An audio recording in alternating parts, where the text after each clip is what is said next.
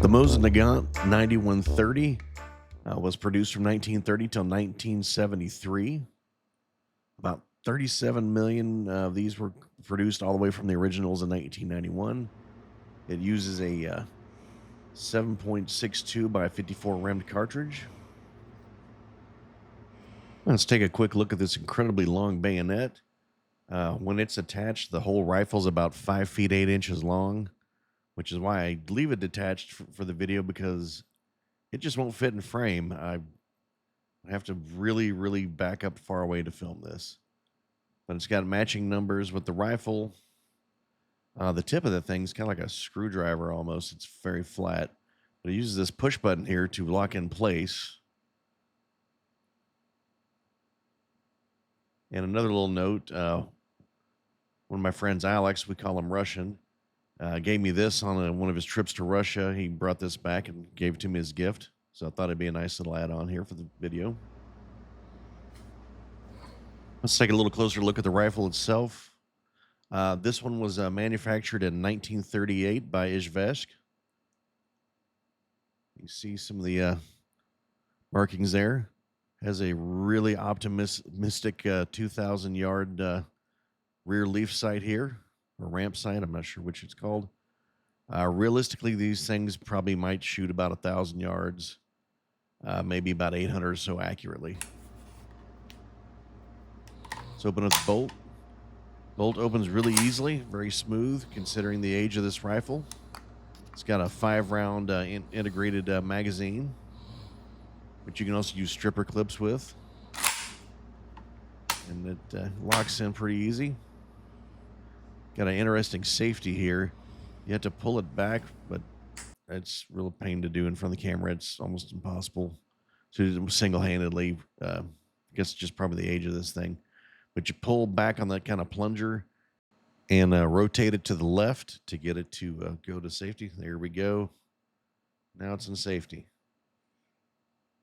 And a little easier to get it out of safety, but anyway. And the buttstock on this thing has got a nice big chunk of metal at the end. You would not want to get smacked with the back of this thing. It is solid. And we're going to go and take the bolt out. Very easy. Pull it out there. You pull the trigger, that releases it. Comes right out all in one piece. Also, let's take a look at the floor plate for the magazine. If you needed to service it for some reason, you can just do that and it all comes out there. You can drop your ammo or whatever you need to do there. That's pretty much field stripping it for the most part. And getting it back together, pretty easy process. The trigger again. Now, apparently this thing was restained at some time because there's stain over the sling mount points. I cleaned those up later. I wish I'd have gotten a video of that, but anyway. I've got your cleaning rod here. And obviously it's going to be a really long rod since it's got like a 26-inch barrel on this thing. Just threads in. Eventually.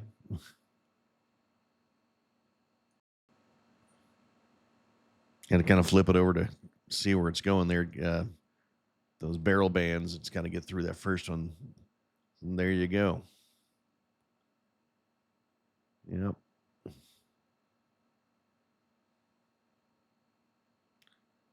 And we can take a look down the sights.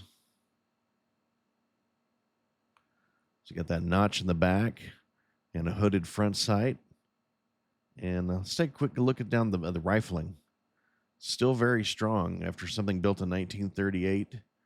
Don't know how much use it ever got. I don't know if it was arsenal or ever saw any use at all, but still very strong. Just to note, I've only put maybe 20 rounds through the thing just to see if it fired, and fired just fine and seemed to be pretty much on target.